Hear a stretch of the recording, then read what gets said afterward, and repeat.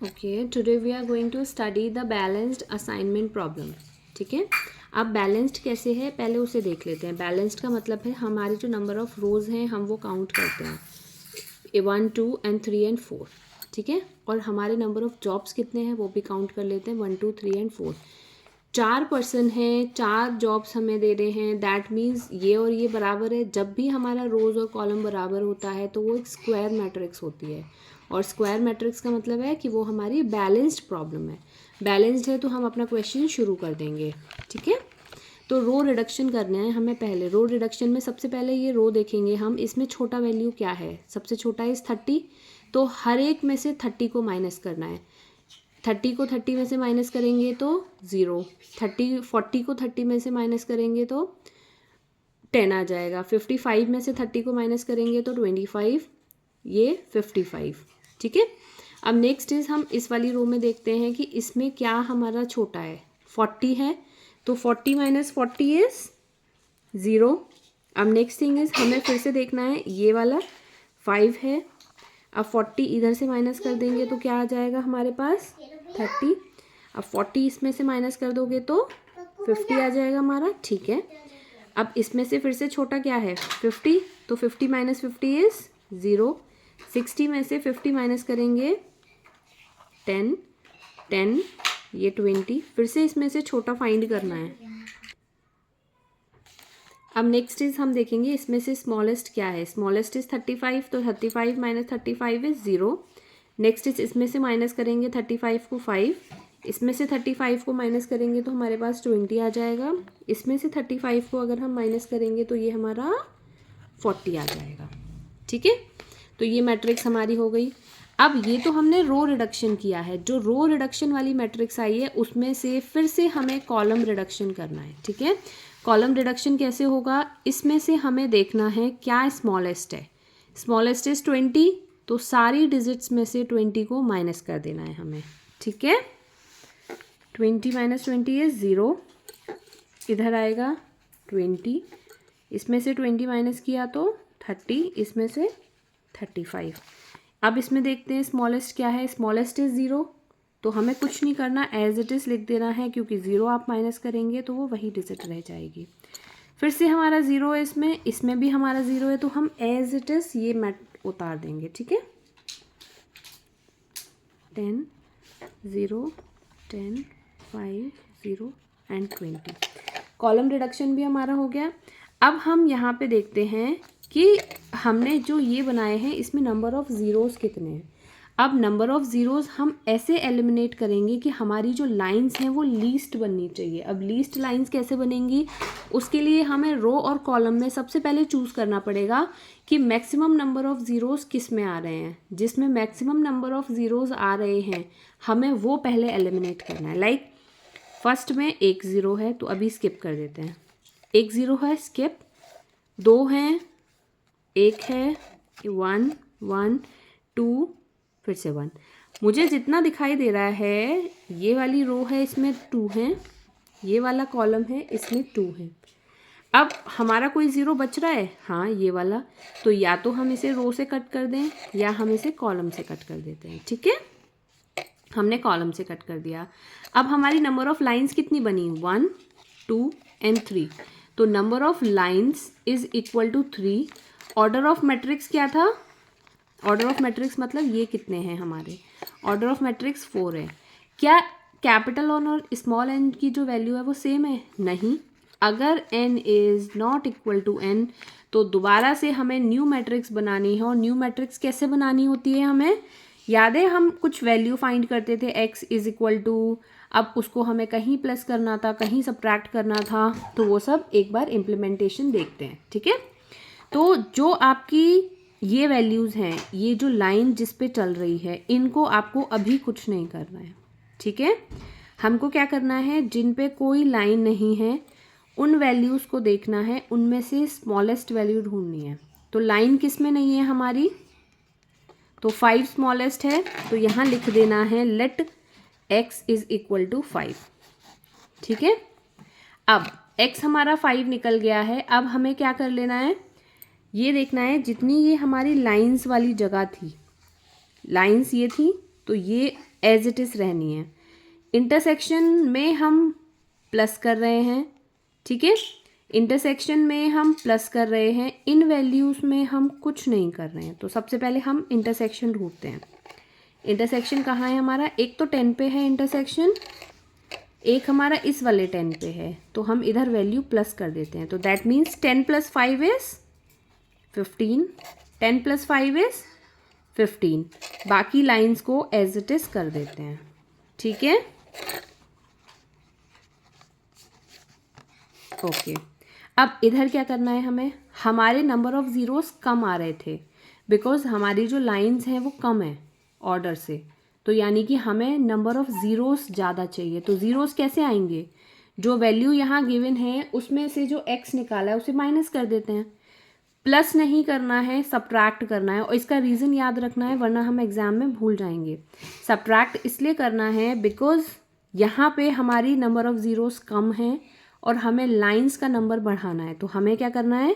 ये जो x की वैल्यू है इसे सब्ट्रैक्ट करना है हर एक में से। तो दैट मीन्स आप फिर से क्या करोगे? 35 में से 5 माइनस करा 30, इसमें से 5 माइनस करो, सब में से 5 माइनस कर दो, तो 5 - 5 0, 20। कुछ तो वैल्यूज़ चेंज हुई, कुछ नंबर ऑफ़ ज़ीरोज़ हमारे और ऐड ऑन हुए, लाइक ये वाला, ठीक है। तो अब हम फिर से चेक करते हैं इसमें लाइंस ड्रॉ करके कि क्या हमारा जो लाइंस हैं वो बराबर हैं या नहीं हैं। तो सबसे पहले लाइंस ड्रॉ करते हैं। 1 0, 2 zeros, 2 zeros, 1 0, 1 1 2 2, ठीक है। तो जहाँ हमारी 2 zeros हैं पहले हम उसको एलिमिनेट करने की कोशिश करेंगे, ठीक है। तो 2 zeros हमारी इसमें हैं, 2 zeros हमारी इसमें हैं, इसमें भी है हमारी 2 0। यस, ऐसा कुछ ज़ीरो है जो हमारा रह गया है?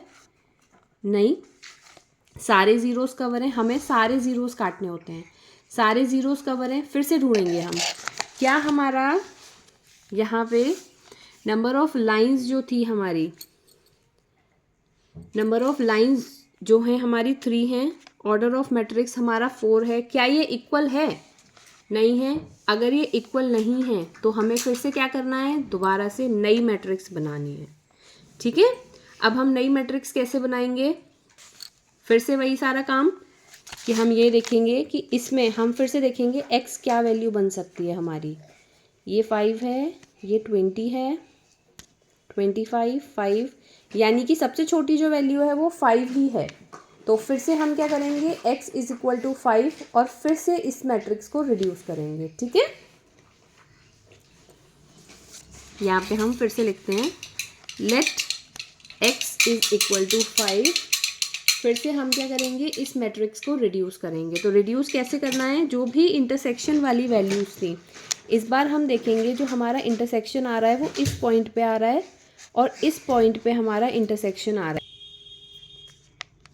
तो हम क्या करेंगे? ये वाले जो 2 पॉइंट्स हैं इसमें x की वैल्यू ऐड कर देनी है, इन पॉइंट्स में x की वैल्यू रिड्यूस कर देनी है और जो लाइन है वो एज इट इज़ रहनी है, ठीक है। तो हम यहाँ पे मैट्रिक्स को चेंज कर रहे हैं। हमारा जो इंटरसेक्शन वाला था उसमें हमें ऐड करना है, बाकी लाइंस को एज इट इज़ छोड़ना है।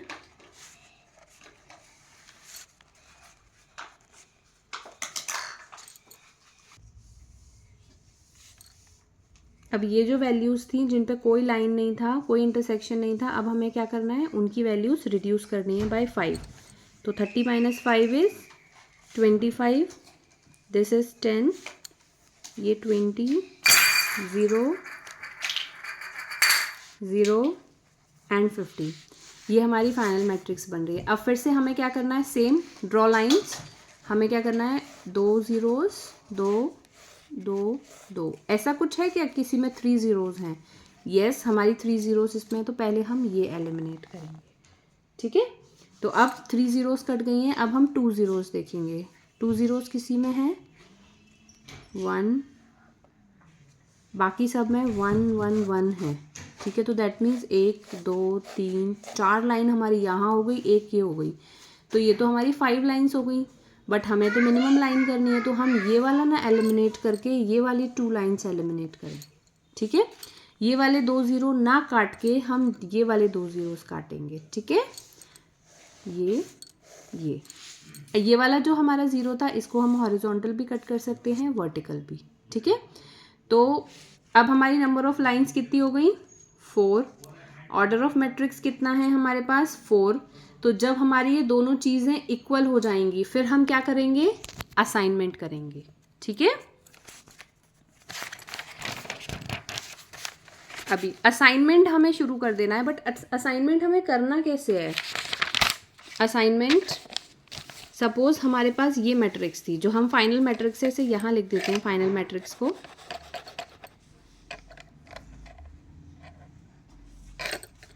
ट्वेंटी फाइव 0 10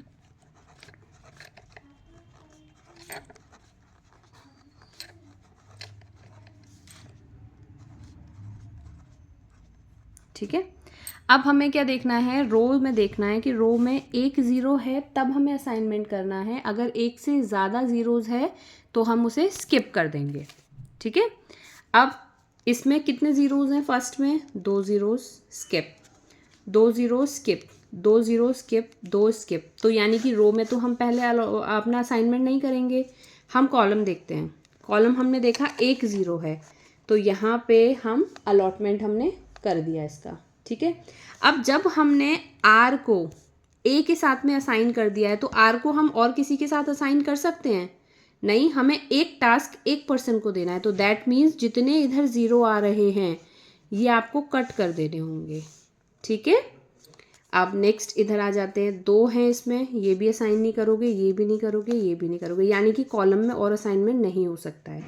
फिर से रो को चूज़ करते हैं हम, रो में कर सकते हैं, नहीं इसमें नहीं हो सकता, इसमें नहीं। जब ऐसी हमारे पास मल्टीपल वाली सिचुएशन आ जाती है जहाँ पे मल्टीपल असाइनमेंट्स हम कर सकते हैं, तो हम क्या करेंगे ऐसी सिचुएशन में?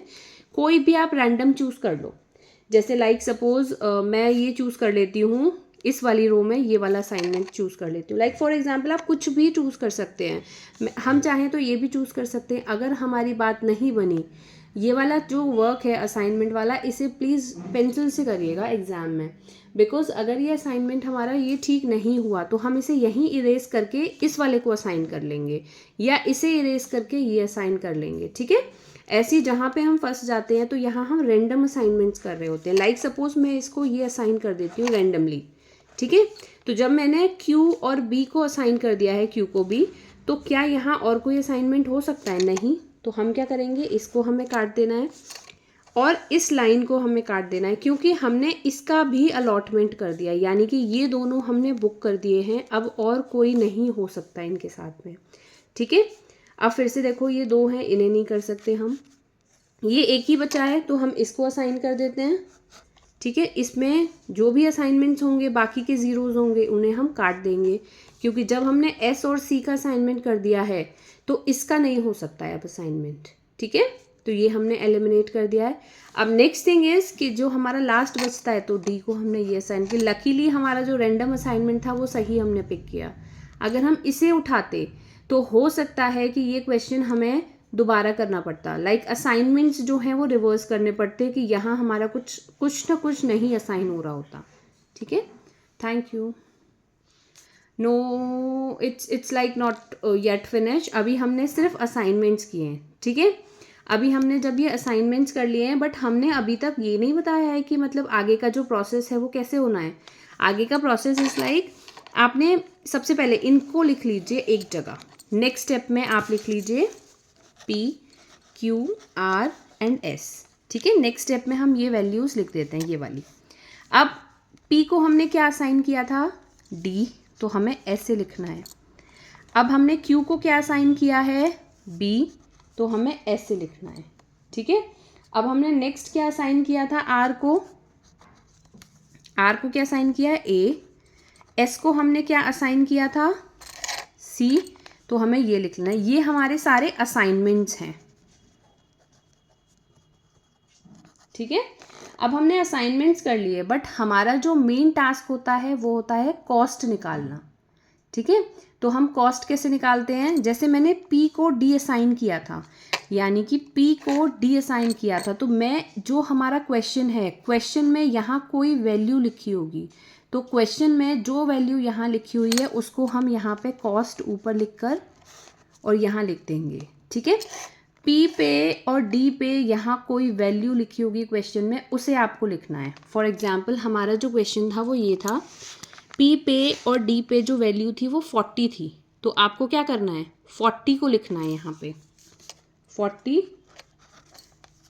अब Q और B का असाइनमेंट हमने किया है, तो Q पे और B पे हमारा क्या था, Q पे और B पे इस वैल्यू पे क्या था, Q पर और B पर 40। तो ऐसे ही हमें सारी वैल्यूज़ लिख देनी है, 70, 35, ये वैल्यूज़ हमें लिख देनी है और हमें फिर क्या करना है, इनका एडिशन कर देना है। ठीक है, ऐड करके कॉस्ट इनका जो भी आएगा, लाइक ₹185 है आई गेस।